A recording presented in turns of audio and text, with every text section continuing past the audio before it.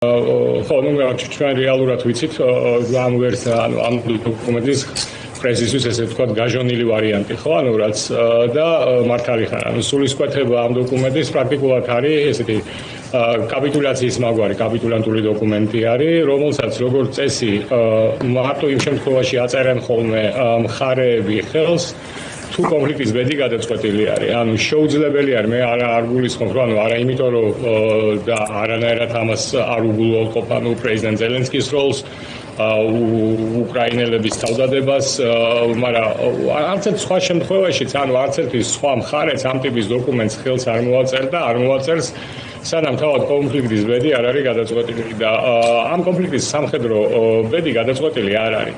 მე ვთვლი რომ პირიქით ის ადამიანები ვინც ფიქრობენ რომ რაღაცნაირად რუსეთს აქვს სამხედრო ინიციატივა ამ პროცესში რუსეთი იმარჯვებს კონფლიქტს გულისხმობ. ხო საკმაოდ ცდება იმიტომ რომ საინტერესო ინტერვიუ იყო რაღაცა გუშინ თვლი რომ ერთ-ერთ ყველაზე უფრო გამორჩეულ გენერალთან ამერიკის შეერთებულ შტატებში პეტრეუსთან რომელიც ძალიან დეტალურად აღწერდა კონფლიქტის მიმდინარეობას თვითონ. ხო და რამდენიმე მონაცემი რომ მოვიყვანოთ რა პოკროვსკთან ბრძოლა მიმდინარეობს დაახლოებით 16 თვეა. ანუ რუსეთმა ვერ მოახერხა აი ნელ-ნელა მცირე პატარა პოკროვსკის აღება, რომელიც პრაქტიკულად გაანადგურა უკვე 16 თვის განმავლობაში.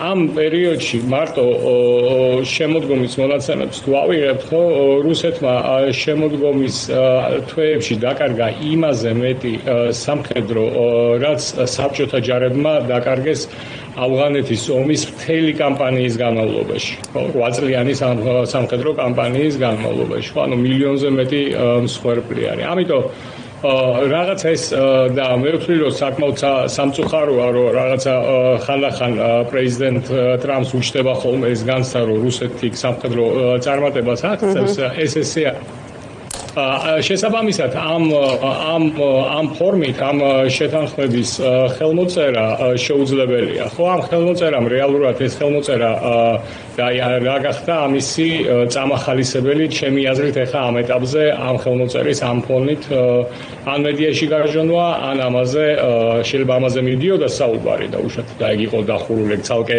განხილვის თემაა, ხო, რატო საუბრობდა მარტო რუსეთი და ამერიკის შეერთებული შტატები ამაზე და არაერთი განცხადება, არაერთი ისევ პრესასთან გაჟონილი ინფორმაცია იყო, რომ რუბიომაც არ იცოდა ამის შესახებ. მიუხედავად იმისა, რომ მე უშუალოდ სახელმწიფო დეპარტამენტმა უარყო, მაგრამ ეგეთი გაჟონვებიც შემთხვევითი არაა ხოლმე. ანუ ვირო რაღაცა რუბიომაც თავი დაიზღვია. ყოველ შემთხვევაში ჩემი აზრით ორი ძირითადი მოვლენა, ერთი წამყვანი, ერთი გაცილებით მნიშვნელოვანი, მაგრამ მეორეც არანაკლებ მნიშვნელოვანი, მეორეც საკმაოდ მნიშვნელოვანი იყო შიდა პოლიტიკური ფაქტორები. ხო, ანუ ამ ეტაპზე ჩაითვალა, რომ ზელენსკი გახდა მოწყვლადი იმ კორუფციული სკანდალების გამო, რომელშიც მისი ძალიან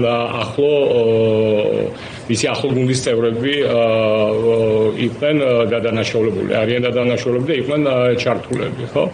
თუმცა ცინიკურად თუ შევხედავთ ხო რაღაცნაირად მე ვთქვი რომ პირიქით რაღაცა ეხა ამ ეტაპზე ამ თემის წინა პლანზე წარმოწევა კონსოლიდაცია შეიძლება მოახდინოს ხო? დაეხმარა მე ვთქვი რომ ზელენსკის დაეხმარა ეხა ამ ეტაპზე ამ ძალიან მძიმე სკანდალის გადაგორებაში დაეხმარა ზელენსკის. მეორე არა ისეთი მნიშვნელობის, მაგრამ ვთვლი რომ მაინც მნიშვნელოვანი ფაქტორი იყო თვითონ ამერიკის შეერთებულ შტატებში მიმდინარე შიდა პოლიტიკური პროცესები, ხო, აფსტინის სკანდალები, რაც პრეზიდენტ ტრამპს არაყენებს მაინც ყველაზე უფრო კარგ მდგომარეობაში.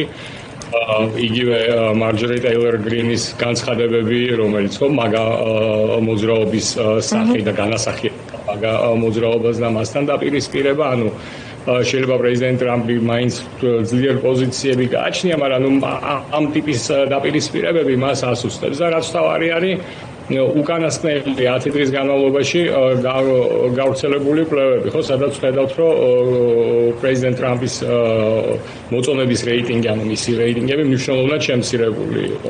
შეიძლება ეს არ იყო წამყვანი ფაქტორები, მაგრამ აი ვთვლი, რომ მაინც ამანაც გარკვეულად როლი ითამაშა იმაში, რომ პრეზიდენტ ტრამპს ახლა ამ ეტაპზე უნდა რაღაცა ისეთი დიდი საერთაშორისო გამარჯვების მიღწევა და ბუნებრივია მისი და ჰედლაინები, რომელიც ყურადღებას იქცევს ახლა ჩვენი მაყურებელი კადრებში უყურებს მათ შორის ნიუ-იორკის ახალარჩეულ მერთან მამდანესთან მის შეხვედრას, რომელთანაც ძალიან მტრული დამოკიდებულება ჰქონდა მას, თუმცა ახლა მათ შორის იმიჯის თვალსაზრისით და ჰედლაინების თვალსაზრისით ძალიან მეგობრულად მიიღო რეალურად ოვალურ ოფისში და სხვა შორის ბევრი საუბრობდა ამაზე კრიტიკულადაც, რომ გადაიფარა თითქოს სხვა მნიშვნელოვანი საერთაშორისო საკითხები ამის გამო, თუმცა რასაკვირველია ამით. ანუ მე აბსოლუტურად გეთანხმები, უბრალოდ მაინც თქვი, რომ ანუ ეს მაინც რაღაცა ისეთი დროებითი, იმიტომ რომ თვითონ აი ეს ტენდენცია უკვე მისი პოპულარობის კლების ძირითადად გამოწვეული არის ეკონომიკური ფაქტორებით და ამიტომ ვთვლი, რომ გეთანხმები, რომ რაღაცა მომენტში ეს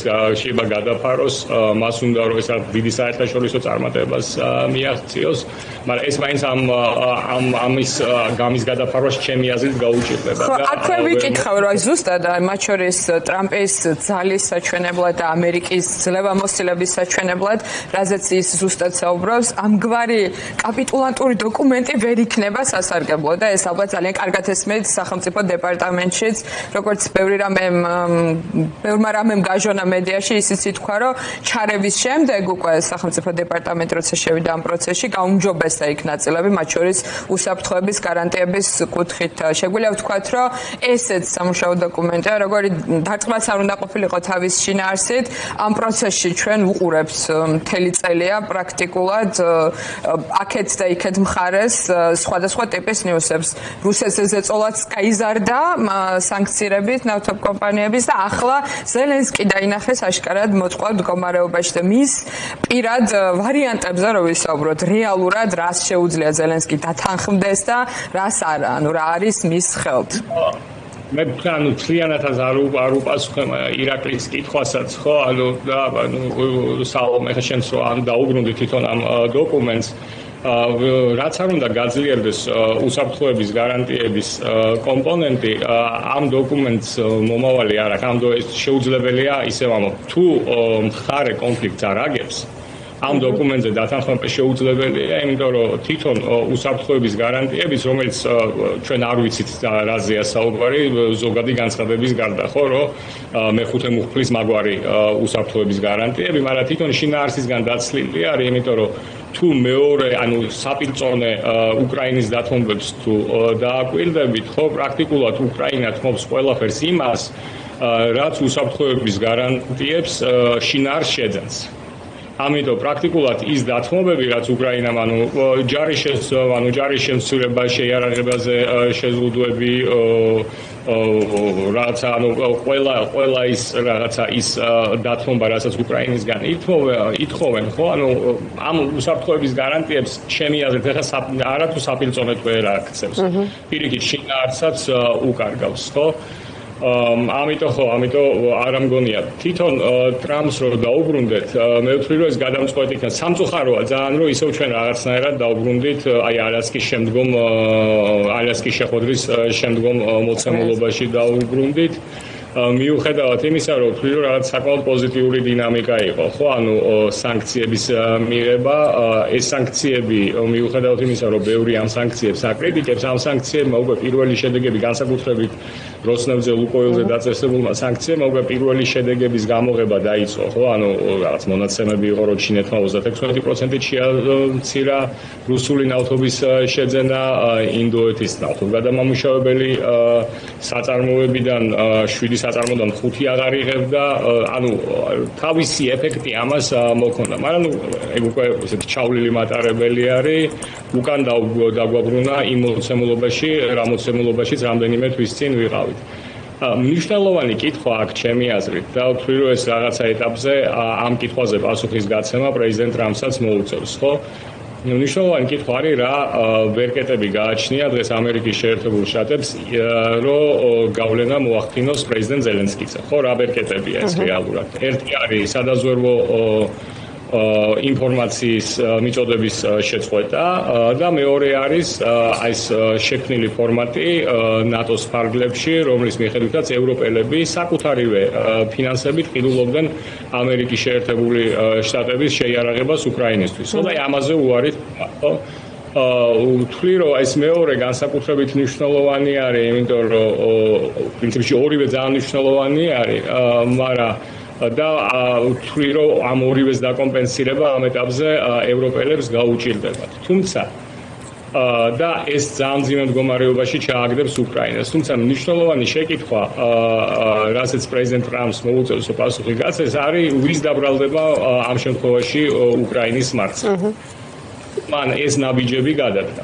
მნიშვნელოვანი კითხვა არის ძალიან ჰიპოთეტურად რო ავიღოთ, ხო? ანუ ის ხშირად იხსენებს ხოლმე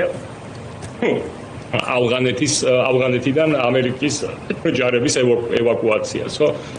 აბსოლუტურად არაიდენტური ის არის, მაგრამ რა არის, ხო? ანუ მან ის მთლიანად მის სისუსტეს ამერიკის შეერთებული შტატების მარცხადაც იქნება ეს აღქმული, განსაკუთრებით უკაცრავად განსაკუთრებით იმ დებატების ფონზე, რომელიც თვითონ შიდა ამერიკულ ესტაბლიშმენტში მიმდინარეობს. ხო, იმიტომ რომ თვითონ ამ დოკუმენტის მიმართაც არაერთგვარი დამოკიდებულება. ამიტომ კი ბევრია საუბარი იმაზე, რომ პრეზიდენტი ტრამპი მოახდენს გზეწოლას ზელენსკიზე, ეს მის ბუნებაშია, ის ესე იქცევა ხოლმე.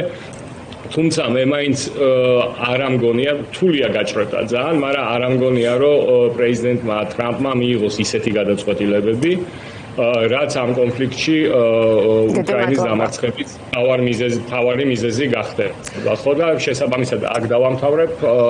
შესაბამისად, ჩემი აზრით, პრეზიდენტ ზელენსკის მთავარი მნიშვნელოვანი, რაც პრეზიდენტ ზელენსკი უნდა გააკეთოს და ვთვლი, რომ აი ეს ორი დღე მისი რიტორიკა ამის ძალიან მართებული ამ ხრივ, ის არ ამწვავებს მდგომარეობას, ის შედის მოლაპარაკებების პროცესში, თუმცა მან ძალიან ცალსახად გაავლო წითელი ხაზები, ხო, მან პრაქტიკულად მნიშვნელოვანი ის არის, ახლა ვინ გამოჩნდება ჩამშლელი ამ რაღაც სამშვიდობო მოლაპარაკების ტრამპის თვალში, ზელენსკი შეეცდება, რომ ეს პუტინი იყოს, ხო, ეს იქნება ალბათ მისი ამოცანა. მე ვთვლი, რომ ანუ ზელენსკის რო აღმოჩნდეს ჩამშლელი რამდენად შეძლებს ტრამპი ვერკეტების ამოქმედებას, აი ეგ ჩემი აზრით, აი მან არიჯერ სრული სიცხადე, იმიტომ რომ ამ ვერკეტების ამოქმედებას რა შედეგებიც მოყვება, ამან შეიძლება ძალიან დიდი ზიანი მიაყენოს თვითონ პრეზიდენტ ტრამპის